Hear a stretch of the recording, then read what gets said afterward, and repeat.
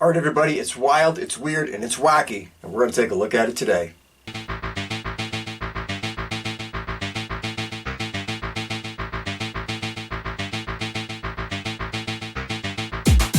Alright everybody, today we're going way back to 1982 to look at something that's really dark humored, a little bit raunchy, completely ridiculous, but a good ride overall. We are talking about Eating Raoul. But before we go any further, before we dig into this gem anymore, you know the routine. Once again and always, to the trailer.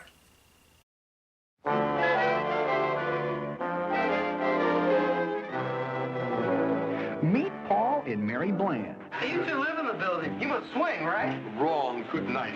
We're still lucky to have found each other. A typical American couple. I know. Good night, dear. Sweet dreams. With a typical American dream. And typical American problems. You are through at Cray Liquor. Mr. Leech, I'm sure the bank has nothing to worry about. It's going to get everything that's coming to it. The bank wants to see what it's getting into. With the Blands, life was just a rat race. A cartoon mouse. Oh, great. Trigger likes you already. We like B&D, but we don't like S&M. We met at the A&P. But they found a way to beat it.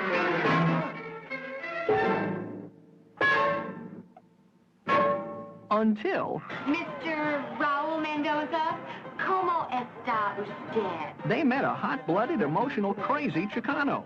I'm a hot-blooded, emotional, crazy Chicano. Eating Raoul.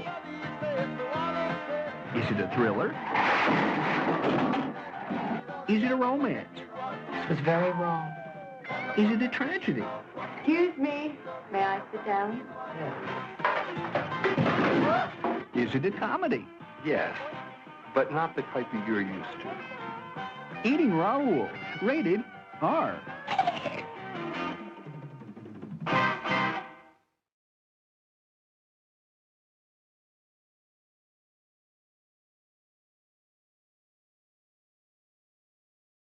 Alright, this motion picture was directed by Paul Bartel. He actually did a few fun things that you might remember. Anyway, here we go. We're talking about he did motion pictures like Lust in the Dust, Cannonball, Private Parts, no, not the one with Stern, Scenes from a Class Struggle in Beverly Hills, and one of my all-time favorites, Death Race 2000. You know how much I love that movie. Anyway, he did some other short films in there, little teeny things like that, but is what it was, that was what he did. Let's keep moving. Okay, playing Paul Bland, Paul Bartel. Yeah, the guy that directed it. You'll see how this works in a minute. Anyway, he's been in all kinds of stuff, a lot of Roger Corman shit. Let's get rolling. We're talking about he was in Grand Theft Auto, and Piranha, and Cannonball, and Hollywood Boulevard, and Eat My Dust, and Heartbeeps, and Rock and Roll High School, and Munchies, and Caddyshack 2, and Joe's Apartment, even popped up in Escape from L.A., so Paul Bartel was in a bunch of shit from that era of time. If you remember it, distinctive guy, looked the same in every movie, was what it was. Let's keep moving. Playing Mary Bland, Mary Woronov. Oh yeah, all over the place back then. Let's do this. We're talking about she's been in little motion pictures like Cover Girl Models, and of course, as I mentioned before, Death Race 2000, and Cannonball, and Jackson County Jail, and The One and Only, and The Lady in Red, and Rock and Roll High School, and Angel of Heat, and Night of the Comet, Terror Vision, Nomads, Chopping Mall, Hellhole, The Devil's Reject, House of the Devil, Silent Night, Bloody Night. Yeah, Silent Night, Bloody Night. Almost forgot about that one. Anyway, she was in a whole bunch of shit over a pretty good period of time. She was around, is what it was. And playing Raoul Mendoza, Robert Beltran. Don't you love it when a cast basically just uses their entire real names and or an offshoot, Mary, Paul, Robert Raoul.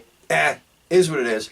Let's get going. We're talking about he has been in things like Lone Wolf McQuade.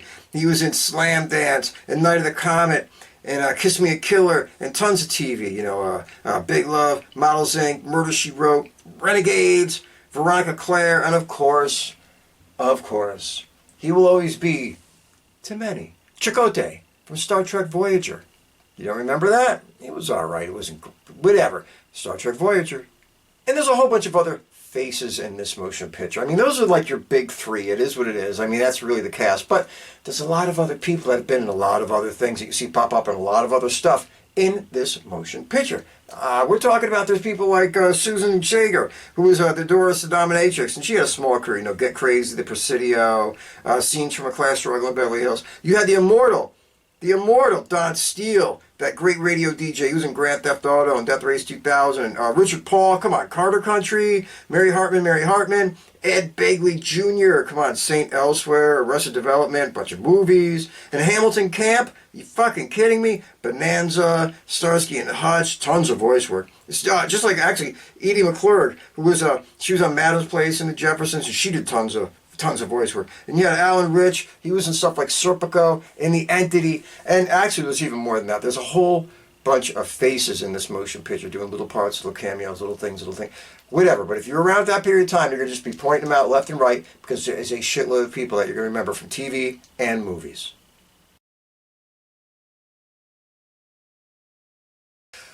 Okay, everybody, I'm going to try to do this in 90 seconds or less. So I can keep it short, keep it fast, keep it entertaining, keep it moving so we can all get to where we'd much rather be. The summation. You got Paul Bland. He's working at this liquor store. Well, for just a moment, he actually gets fired after a robbery. And you got Mary Bland, and she's working as a nurse. And together, their dream, their hopes, are to build a little restaurant where he can peddle his wine, and she can sit there and be a health food nut, and they can make great, healthy, delicious wine-tasting meals for the general public. There's only one problem. They ain't got that much cash, and the building that they want is going to go up for sale, be taken away by somebody else in just a matter of a couple weeks. Where are they going to get 20 grand? Where are they going to get 25 grand? Who really knows? Well, one thing leads to another, and you find out that these guys live in a building filled with wild swingers. I shit you not. And one of them, like a raving, seething lunatic, tries to attack Mary one night. One thing leads to another. They cave his head in with a goddamn frying pan, and they say, hey, whoa, this guy's loaded with cash. He's swingers. They are just carrying money like crazy. Wouldn't it be brilliant if we just kept luring them in here, put some ads in a sex paper, and just kept killing swingers? Nobody's going to miss them. Who's going to care? And we can just keep taking money after money after money and buy our dream restaurant. Well, along the way, they decide to put some new locks on their doors because they've seen an ad in a paper. And that's where Raoul enters. And Raoul will sit there and put new locks on your house for a mere $12.50. But we'll see, Raoul's really a con man. Anything he'd do to make a buck, it is what it is. And really, he goes back and rips off all the houses of the people that he puts the locks in. Just the way it goes. And one night while ripping them off, he finds some dead bodies in their house. Well, he kind of invites himself in on the deal, or cuts himself in on the deal. It is what it was. And the two of them are killing people left and right, and Raoul is disposing of the bodies and bringing them back a few bucks on the side. One thing leads to another. Time moves on. Mary winds up getting into a relationship more than she should with Mr. Raoul. Mr. Raoul starts getting a little bit jealous of Paul and thinking about wouldn't it be better if he was just missing? And then some more hilarity ensues. Will Raoul ever kill Paul and get Mary? I'm not going to tell you. Will Mary ever stay with her husband and ditch Raoul? No, I'm not going to tell you. Will they ever get busted for killing swinger after swinger after swinger after swinger and taking all their cash? I'm not really going to go into it that far. You're going to have to watch a motion picture to find out. But you got the gist of it. You got the idea. That's basically is what it is. Let's keep moving. Okay, everybody, now that we're done with the semantics, does eating Raoul work? Yeah, strangely it does. It is weird. It is quirky. It's got a lot going on. But does it work? Yeah. Let's get the big three out of the way first. The directing. The directing is actually bad. But for a motion picture like this, it really, really works. I mean, I've seen other Paul Bartel flicks, you know, whether it was the scenes from a classroom or whether it was Death Race 2000. It doesn't make a difference. He actually can direct a movie, and he has a certain style, and a certain flair, and a certain look. This motion picture has some of that, but it just looks like it was done on a budget that was basically non-existent. It is what it was. It's a little choppy. It's a lot of handheld. They're just wedging themselves into locations as best they can. It is what it is. Don't look for anything beautiful. Don't look for anything great. But for the kind of motion picture this is, it fits and it works and it adds a certain charm to it. So take it for what it is. The writing. The writing is good. It's actually really funny, and there's a lot of improv in this motion picture.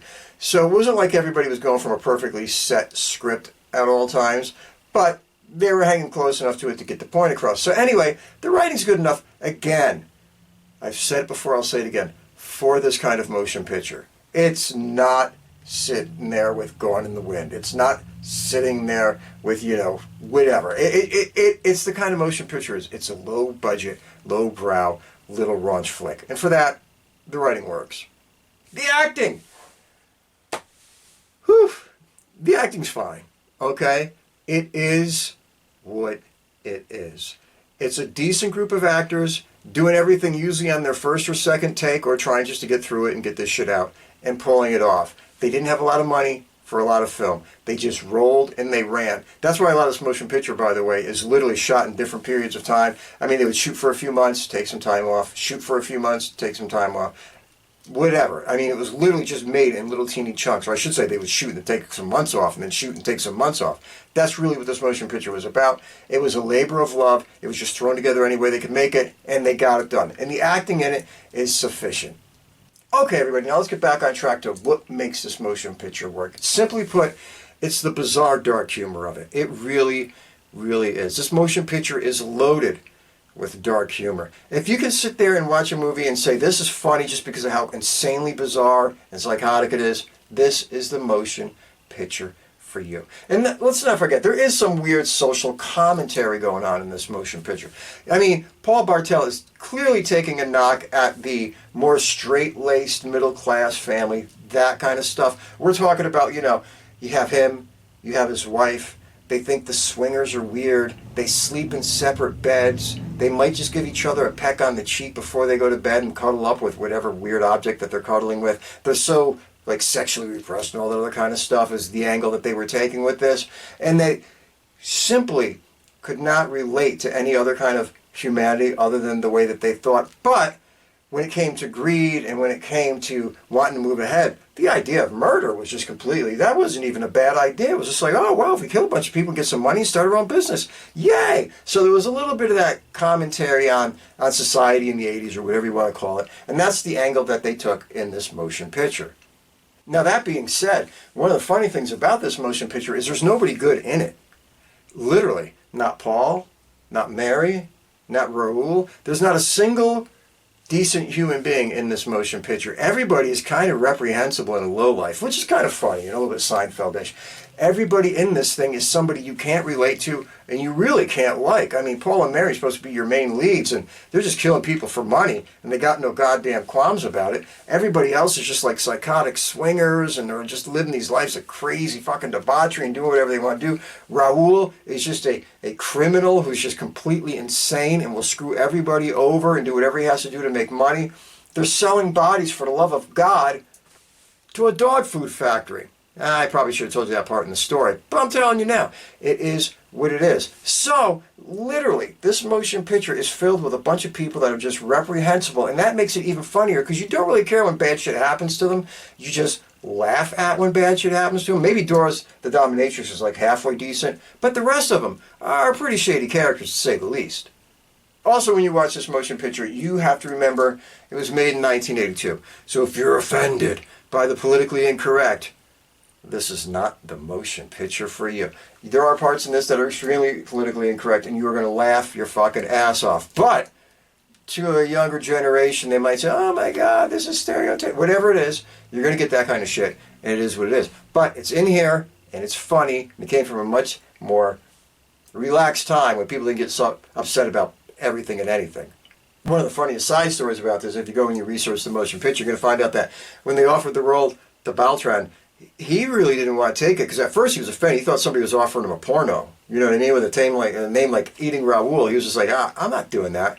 And then they explained it to him. They told him what it was, all that kind of shit. And literally that's when he became interested in this crazy little labor of love movie made by a bunch of people that were basically runaways from the Roger Corman school. And if you watch this, it has a Roger Corman kind of feel and a Roger Corman kind of vibe with a lot of Roger Corman people in it, but it wasn't a Roger Corman flick. This was totally Bartel, and this was totally Mary Woronov as the star with him, making their own little bizarre labor of love.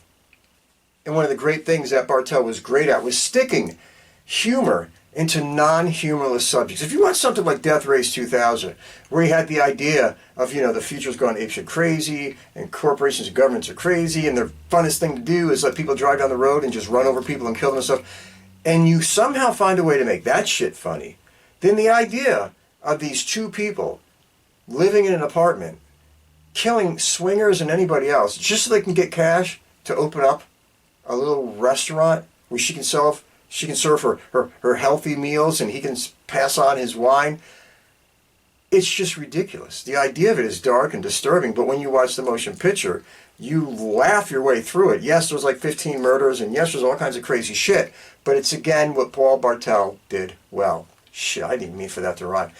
What he did was dark humor inside of a serious subject matter and make it so that you just wind up laughing at the absurdity of what you're watching and of the bizarre nature of how they approach it. Anyway, if you got yourself some time to kill, it's out there. It's on some of the streaming services. It's actually on YouTube for free, completely uncut, completely unedited. Just look for it. You will run into it. It's a fun little watch from a certain period of time and a kind of motion picture that'll never get made again. But it's entertaining. It's bizarre. You could see the love that they had for just going out and making their own flick and breaking away from the pack of their big brother, Roger Corman. It was one of those movies where you're like, man, they just did this with nothing. They made this with nothing. They put it together with nothing. And you could see it was really, really beautiful, just in and of itself for that. If you love films and you love the idea of that, let's go make a movie mentality, even when you don't have anything to make a movie with, then Eating Raoul is for you. The brilliant fucking dark satire, the brilliant friggin' writing, because some of it, especially the porn store scene, which will have you in tears laughing when he goes in there to buy a few items and the guy behind the counter is just insane. It's one of those motion pictures that you should sit down, take in. It's not for the faint of heart, for the love of God. Don't let anybody in the room watching this like during family time or some shit like that. Don't do it. It's not a family movie. This is strictly for adults, strictly for mom and dad, whatever, late at night. That's just the way it goes. But when you get there and you watch it, I think you'll probably appreciate it and have a few laughs. All right, everybody, once and again, and as always, be good, take care, stay out of trouble, be there for a friend, be kind to a stranger, but above all else, never, and I mean ever, take any bullshit from anybody. See y'all soon.